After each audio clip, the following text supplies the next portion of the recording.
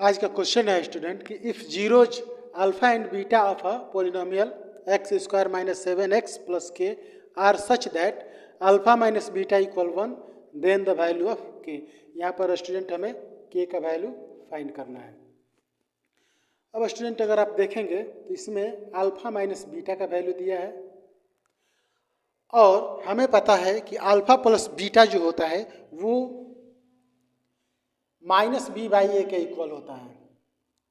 कहने का मतलब है कि अगर हम अल्फा प्लस बीटा क्या होगा ये पता करना चाहे तो ये माइनस ये बी होगा, तो इस बी का वैल्यू यहाँ पर -7 है, माइनस और -7 अब बाई में एक्स स्क्वायर का जो कोफिशिएंट है 1 मतलब कि आपका 7 आ जाएगा।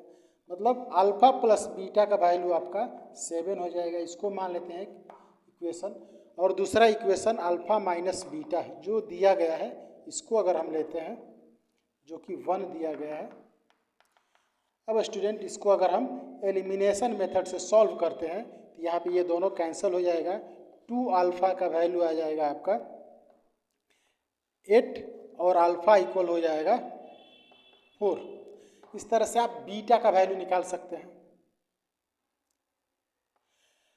तो बीटा इक्वल ये अल्फा का वैल्यू इनमें से किसी में पुट करिए, इसी में पुट कीजिए तो यहाँ पे बीटा इक्वल हो जाएगा 7 - 4 मतलब कि बीटा इक्वल आपका 3 हो जाएगा।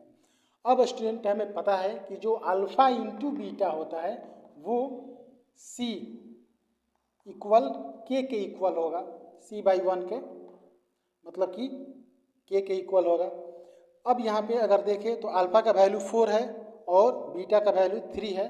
इस तरह से आपका 4 × 3 इक्वल 12, जो आपका ऑप्शन बी है ये वाला करेक्ट होगा। ये भी स्टूडेंट एक तरह का ट्रिकी क्वेश्चन है। अगर आप ध्यान देंगे इस तरह के क्वेश्चन पे तो आसानी से कर सकते हैं, आपको कोई समस्या नहीं होगी। इसमें यही ट्रिक था कि इसमें अल्फा माइनस बीटा का वैल्यू दिया था और हमें पता है कि अल्फा प्लस बीटा का वैल्यू हम किस तरह से पॉलिनोमियल से फाइंड आउट कर सकते हैं। तो b/a माइनस b/a होता है, उस तरीके से हमने यहाँ पे निकाल लिया। और हमने अल्फा इंटू बीटा किया जो कि c/1 के इक्वल होता है। यहाँ पे c/a के इक्वल होता है और a यहाँ पे 1 के इक्वल है। तो इस तरह से जो वैल्यू आएगा वो के इक्वल होगा।